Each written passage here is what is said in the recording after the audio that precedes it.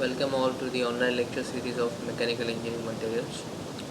In our previous lectures, we have seen the copper, its properties, its application, along with its various alloys and their applications. Today, we'll look into aluminium and its alloys. So, let's look at aluminium properties. So, aluminium has a strong resistance to corrosion, just like copper. Then it is malleable, ductile.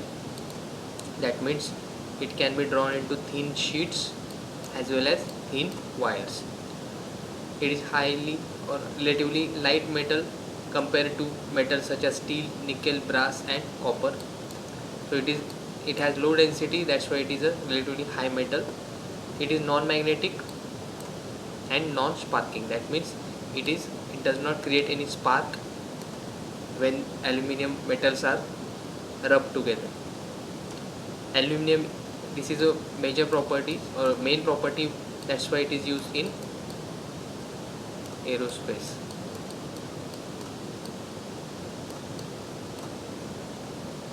Next, aluminum is easily machinable, so you can easily apply various procedures, various machining procedures on aluminium to get desired output. It has good electrical and thermal conductivity. It is highly reflective to heat and light. Next, aluminium is a very versatile metal and can be cast into any form. So this is just an extension of this property, that is machinability or machining ability of aluminium. It can be rolled, that is stamped, drawn, spun, formed and hammered and folded. So various mechanical property, various machining activities or machining processes can be carried out when aluminium is in question. Next is aluminium can be riveted, welded, brazed and resin bonded. So these are also various machining methodologies that can be used with the aluminium metal. Now applications. Aluminium used for utensils, combs, collar buttons, flower pots. These are basic or common applications of aluminium. Then further, it is used in electrical wires. It is used for food containers. We already know that because most of us have aluminium utensils back at their home.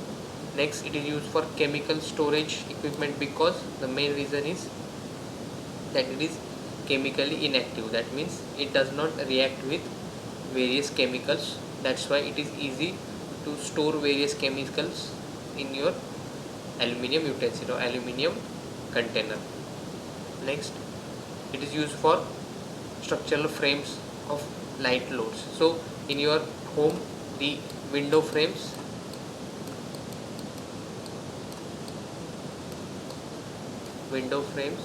are mainly made up of your aluminium.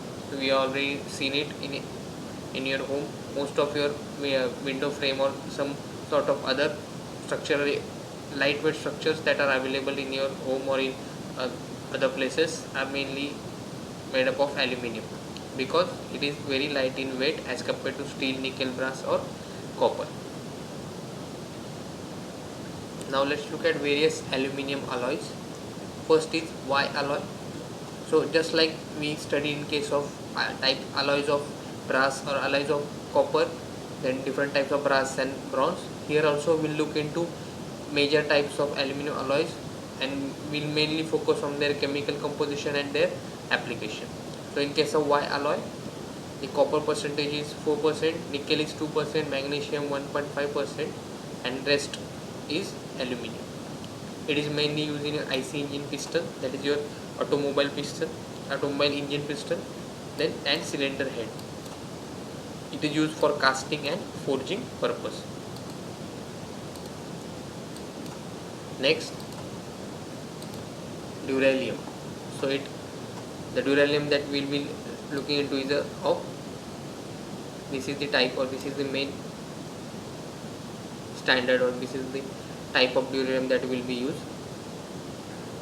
4.4% copper, 1.5% manganese, 0.6%, 1.5% magnesium, 0.6% manganese, and 93.5% aluminum by weight.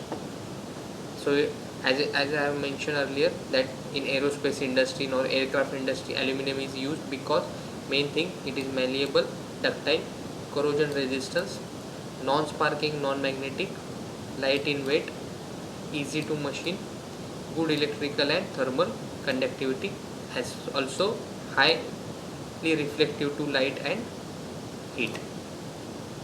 All these properties are highly required for your aerospace industry or aircraft industry. That's why aluminum and or different types of aluminum alloys are used in your aircraft structures. Also is used in rivet, truck wheels, screw, aluminum alloy wheels that you have seen consist of different alloy of aluminum. Then sheets for auto body parts, because your car body parts is mostly made up of aluminum alloys, because they are lighter in weight and they are easy to shape. That's why you can give the desired shape to your car, make it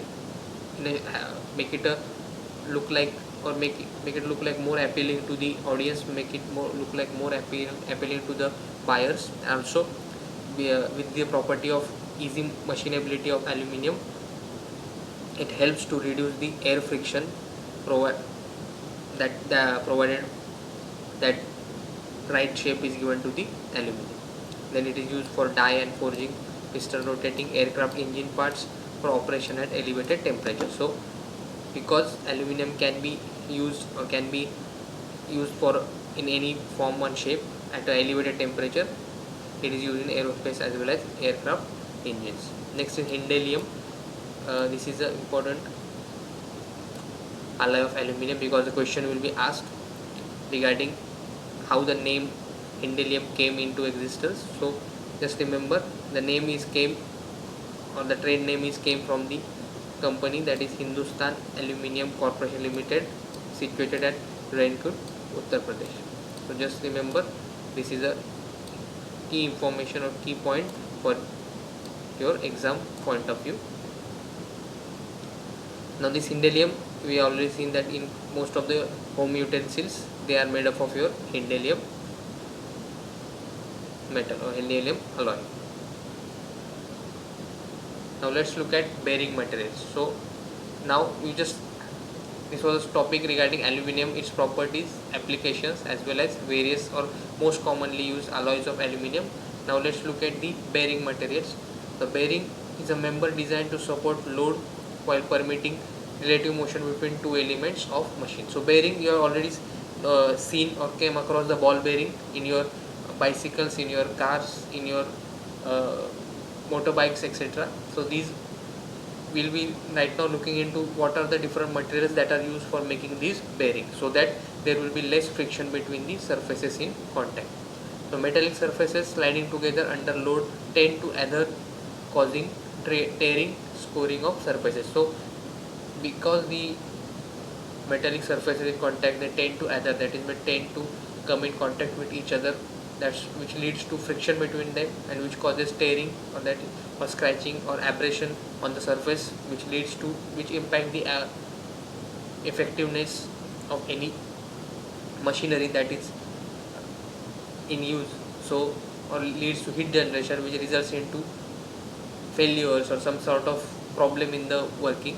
So for that, a material that is to be used for bearing should be such that it should provide a better friction resistance than most of the other metals. So this factor of primary importance in all bearing design. To counter this problem, the design is aimed to use materials which is suitable, as I mentioned earlier, which is suitable with lubricants to minimize the effect.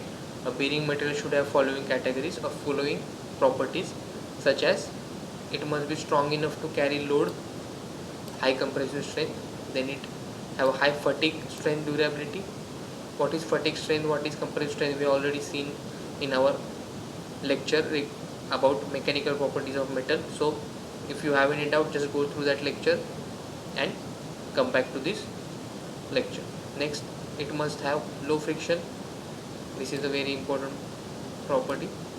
It should have high thermal conductivity, to remove friction heat from surface. So when the two surfaces are in contact and they rub together or they slide together, it creates it generates heat at that location. So it is important so that the bearing material should have a greater or better thermal conductivity to avoid any unnecessary heating of the machine or heating of the machine part. Then it should have ability to absorb, discard small containment particles to keep scoring the shaft. It should be capable of slight adjustment to compensate for shaft roughness, misalignment, availability, wearing. So all these are generally the properties or characteristic which are mainly focusing on about having less friction. Next, bearing alloy. So here also we'll look into major bearing alloys or common bearing alloys that we'll be studying and what are their chemical composition and their application. So first is Babbitt metal. All these three bearing alloys are very important from your final exam perspective. So just remember, pause the video and note down this table in your notebook and revise it regularly. Next, so in Babbitt metals, the composition, these are different composition that can be used.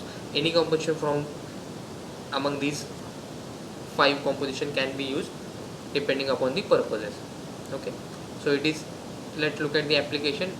It is used in light and medium IC engine, big end bearing, general purpose heavy bearings, heavy duty marine engine bearings, electrical machines, low cost general purpose medium duty bearings. So mainly the, as the name suggests, bearing alloy are the most common application will be in using or will be the use in case of various types of bearing.